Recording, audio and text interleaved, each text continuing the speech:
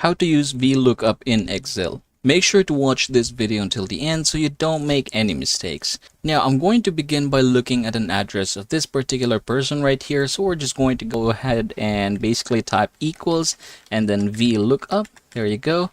And then open parentheses and then click this one. So basically the address of this particular person is what we're looking for. So go ahead and do that one. And then we're just going to go ahead and highlight all of these columns here.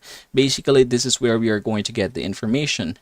And then we're going to go ahead and write comma, and then again we're looking at an address, so we are going to use column 2. So this one is column 2, this one is column 1. So I'm going to write here 2, and then you can go ahead and choose between false or true. So false is an exact match, true is an approximate match. Now again, I'm going to write false, click enter, and you can see that this is the address that we are looking for. So you can see this one right here, and that is how to use VLOOKUP in Excel.